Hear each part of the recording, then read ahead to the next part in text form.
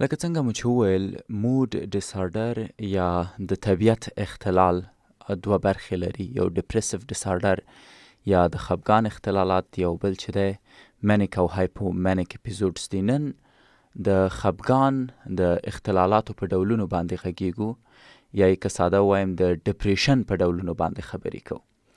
مونږ میجور ډپریشن لرو یا عمومي خفګان هم ورته ویلی شو، یا پراخ خفګان ورته ویلی شو.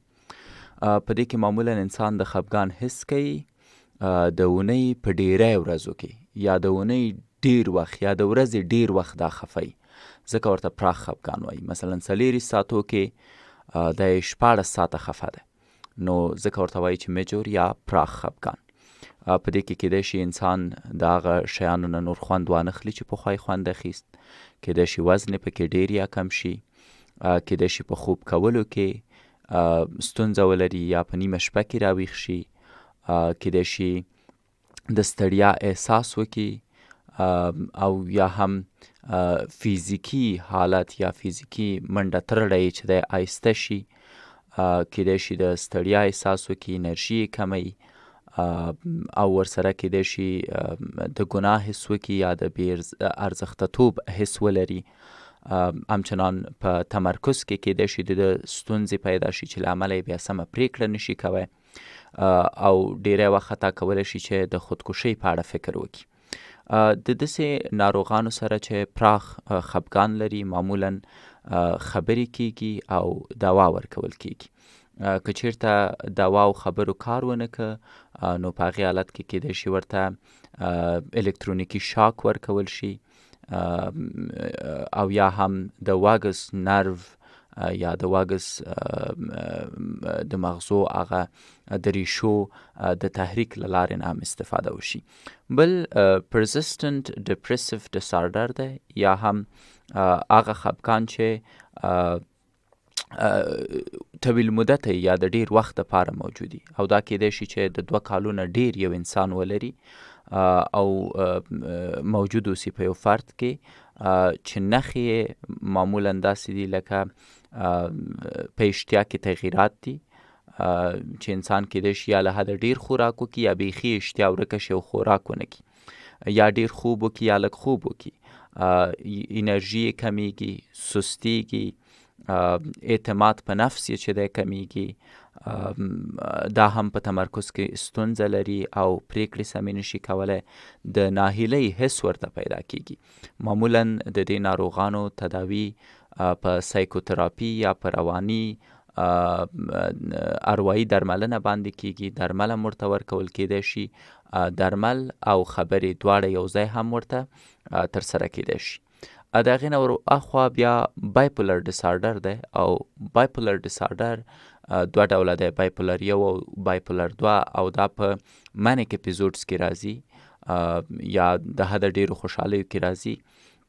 هغه ناروغان چې بایپولر ډیسارډر لري دې ته منیک ډپریشن هم ویل کیږي، او معمولا دا د اپیزودز یا دورو په شکل په یو انسان باندې راتلی شي، او کله چې د دې دورې هغه منفي یا ښکته حالتي، نو انسان پکې د ژور خفګان ځینې نښې پیدا کولی شي. معمولا ځینې درمل دوی ته ورکول کیږي چې د هغې له ډلې اولنزپین او فلکزیټین د کمبینیشن یا دواړه ګډم دې ناروغانو ته ورکول کیدای شي. بل سیزنل افکټیو ډیسارډر دی چې سډم ورته وایي، او دا معمولا په ژمي کې رامنځته کیږي په هغه خلکو کې چې د دوی د وجود ویټامین ډي کمی. هغه خلک چې دا ناروغي لري معمولا د لایټ تراپۍ نه استفاده کوی شي، د هغه ګروپ لخوا چې هغه د ته ویټامین ډي ورکوی شي، او د ویټامین ډي د ګولیو په خوړلو سره هم د دوی ستونزه ورکیدای شي. بل ورسره سایکوټیک ډپریشن دی، هغه خلک چې رواني ډپریشن لري، د دوی ډیری نښې د پراخ ډپریشن یا د پراخ خفګان په څیر وي، ولې ترڅنګ رواني نښې هم لري. د رواني نښو نه یو هلوزینیشن دی، چې انسان داسې شیان اوري یا داسې شیان ګوري چې په حقیقت کې نشته. ډیلوژن دی چې غلط باورونه انسان ته پیدا کیږي. مثلا کیدای شي یو نفر فکر وکړي چې خپل ورور یې وژني، او پرونالیا چې معمولا په دې کې هم په نورو شک دی د دې له امله چې مبادا دوی ونه وژني.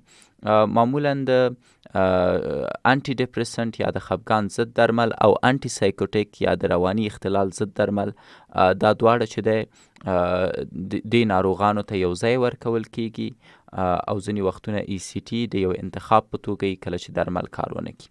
بل پری پارټم یا پوسټ پارټم ډپریشن دی، کله چې میرمنې پراخ خفګان لري په هغه وخت کې کله چې دا امیدواره ده او ماشوم راوړي، دې ته پوسټ پارټم ډپریشن وایي. نو کیدای شي حاملتوب کې هم میرمنو ته خفګان پیدا شي چې په دې نوم یادېږي. بل پری منسترل ډسفوریک ډسارډر دی چې PMDD ورته وایي. دا هغه میرمنو ته پیدا کیږي چې د میاشتني عادت دوره پرې راغلي، او سره د دې چې په میاشتني عادت کې دوی خفه وي، کیدای شي ځینې نورې نښې ولري، مثلا موډ سوینګس ولري، یو دقیقه خوشحاله یو دقیقه خفه اوسي، اریټیبلیټي ولري، صحیح خوځښت ونه لري، تحرک ونه کړي، حرکت ته یې زړه ونه شي، تشویشونه ورسره ولري، سم تمرکز ونه شي کولی، بیشیمي اوسي، په اشتیا کې تغییر راشي یا د خوب د کولو په وخت کې تغییر راشي، او ځینې وختونه کیدای شي د نارامۍ احساس هم وکړي.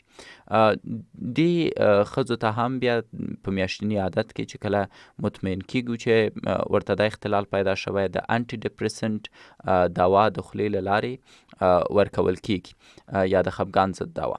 بل سچویشنل ډپریشن دی یا حالت ته په کتو خفګان.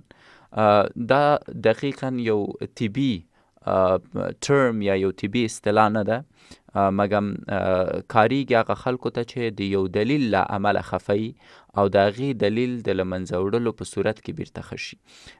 بل ایټیپیکل ډپریشن دی، دا د دوامداره خفګان نه لږ څه توپیر لري، او ورسره تر ډیره حده پورې کله چې تاسو غواړئ په دې وغږیږئ، د دې نښې نسبت نورو خفګانو ته لږ څه مثبت دي، او د یو مثبت وخت یا یو مثبت میلې اړوند چې دا کیدای شي اوسي.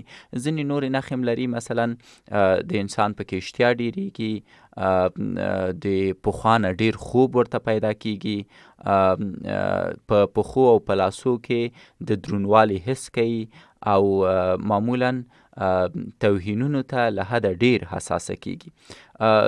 دوی سره هم انټي ډپریسنټ یا د خفګان ضد درمل مرسته کوي شي، په ځانګړي ډول SSRI کولی شي چې د لومړي خط درملنې په توګه وکاریږي. نو دا د خفګان یا په ټوله کې د ژور خفګان یا د موډ ډسارډر یا د طبیعت د اختلال 5 مهم ډولونه و چې ما له تاسو سره شریک کړه.